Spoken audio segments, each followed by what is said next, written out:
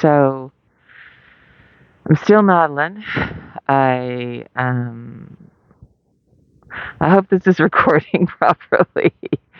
It's much harder for me to do YouTube than it is for me to do podcast episodes. In no small part because this light is, kind of brutalizing. That's light sensitivity.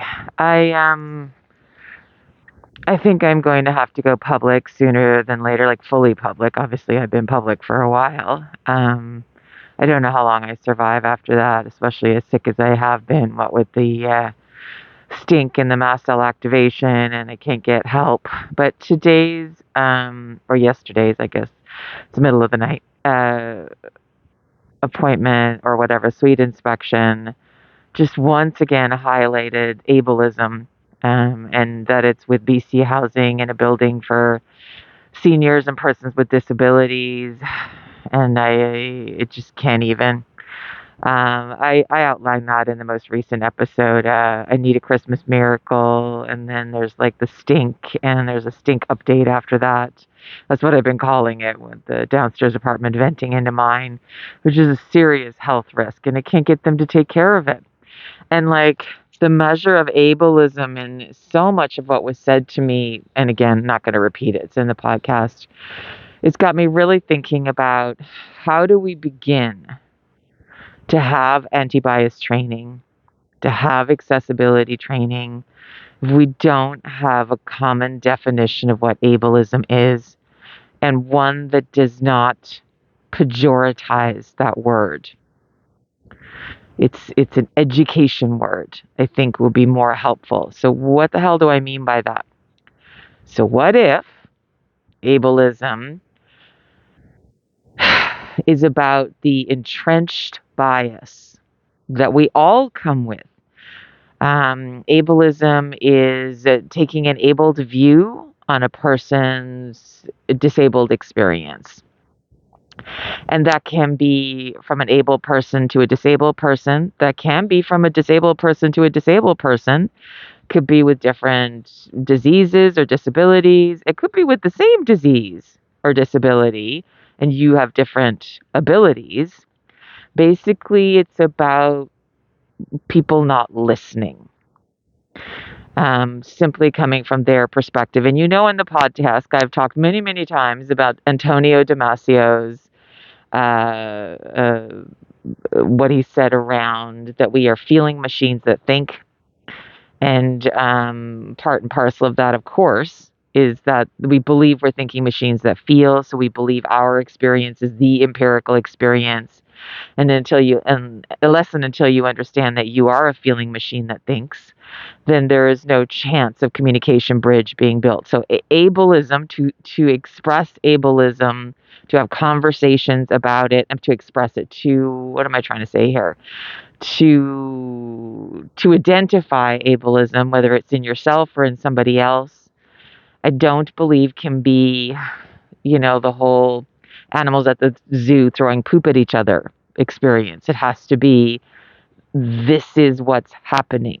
So if somebody says to you that's ableism, rather than coming from a place of defensiveness, oh no, I'm not ableist. Consciously, are I'm sure you are not.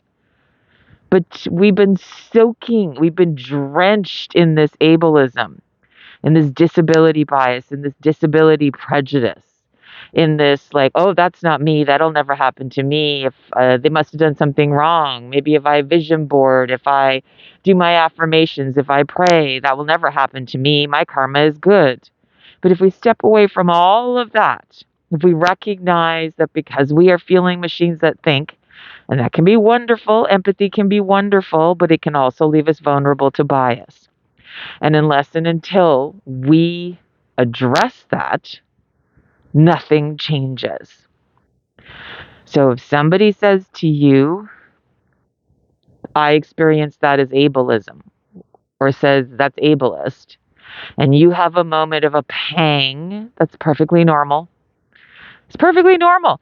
I mean, it happens to all of us at some point. And the next thing should be, could you explain what that means to you? See? Dialogue, communication bridge. So, and again, I've had so many experiences of this, like on a daily basis, sometimes dozens, sometimes hundreds of times during the course of a day. And it gets to be crushing after a while. And this latest fiasco with my air quality being so horrific again in the other podcast episode, it's just got me thinking that if I have to go public, I need to be able to talk about ableism, and I need ableism to be understood, not as a I'm accusing you, j'accuse. No, no, no, no, no. It's stating the obvious, and this is an obvious that can change. Like, oh, your hair color is brown. Well, you could dye it all kinds of colors. It's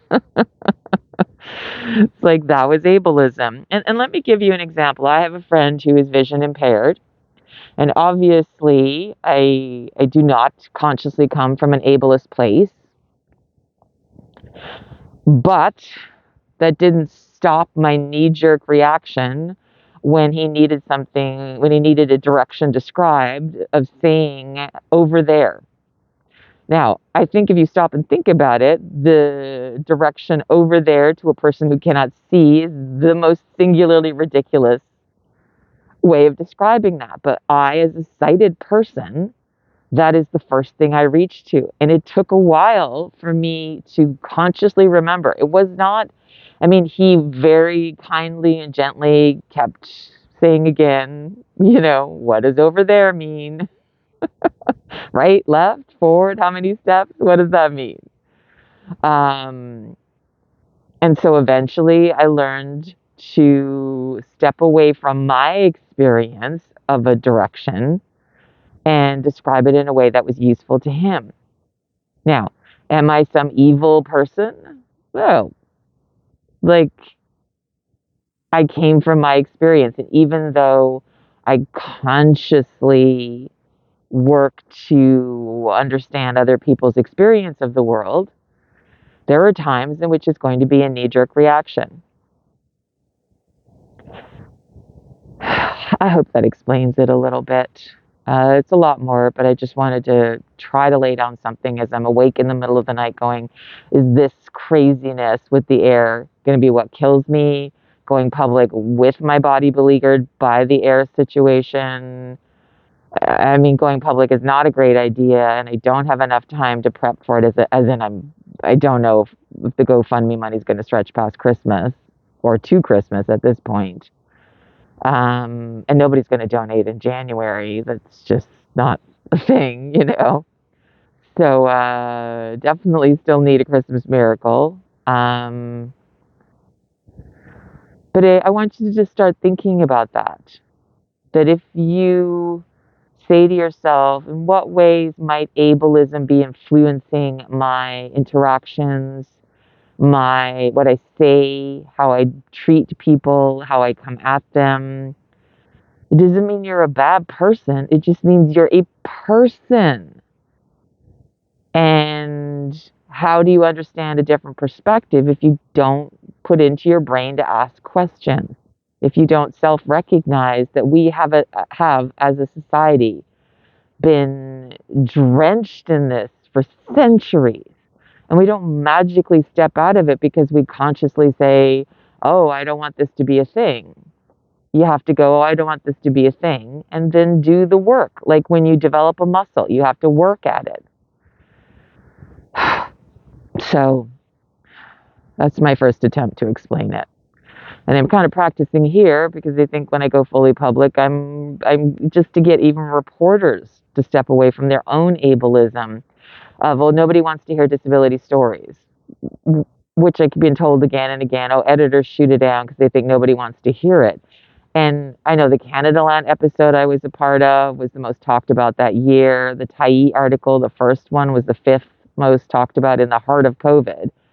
I don't have stats on the other ones, but just those two say, yeah, people are definitely interested. Um, and this issue can't be a one and done. Like, think about what's happening to the south of us. Think about what's happening in the Ukraine or the Middle East. Like, these are stories that are told again and again and again by our media. Disability stories must be told. And if we don't begin to remove the entrenchment of disability prejudice from our bureaucratic systems, from our legislative systems, because as podcast listeners will know, this is one of the reasons I'm forced into what is not a health wise thing to do, aka go public fully.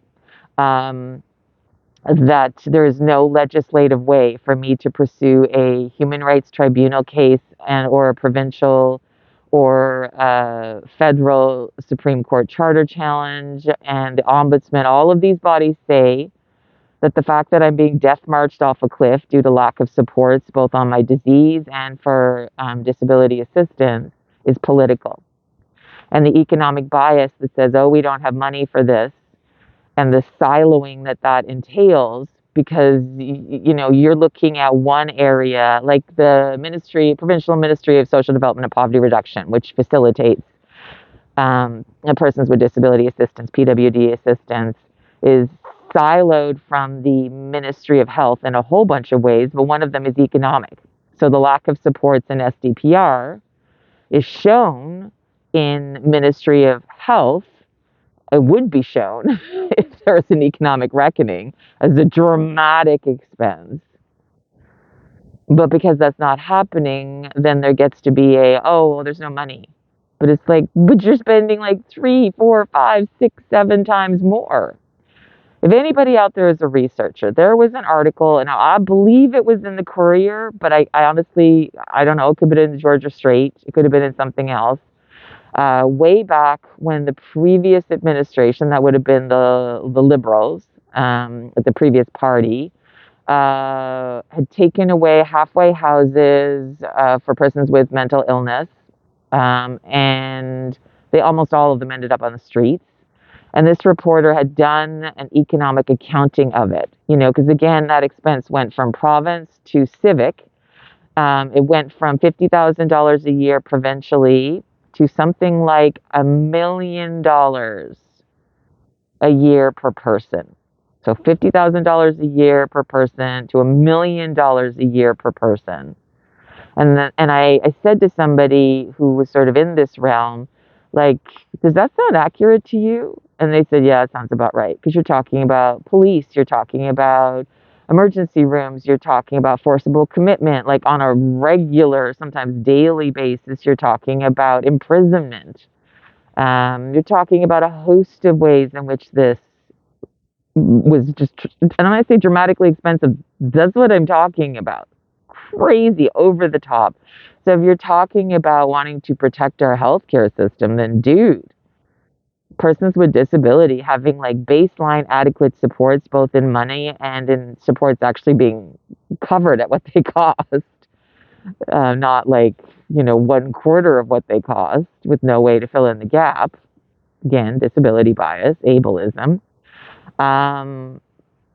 Because there's no self-recognition, that means the support is like it doesn't exist. Uh, so yeah, middle of the night, tired brain. I don't know if I'm making any sense, but I want to try to start putting my thoughts out there because honestly, I mean, I know it sounds dramatic, but this is what woke me up. I feel like the cold hand of death. I know it's very Edgar Allan Poe, but that's what it feels like. Um, I'm trying to believe that, I keep trying to remind myself when Liza set up the GoFundMe, when she insisted on it, that I didn't think that anybody would donate. I didn't think I'd be alive now, so I don't know what will happen, but I know what will happen unless something kind of magical happens, and that's death. So, all right.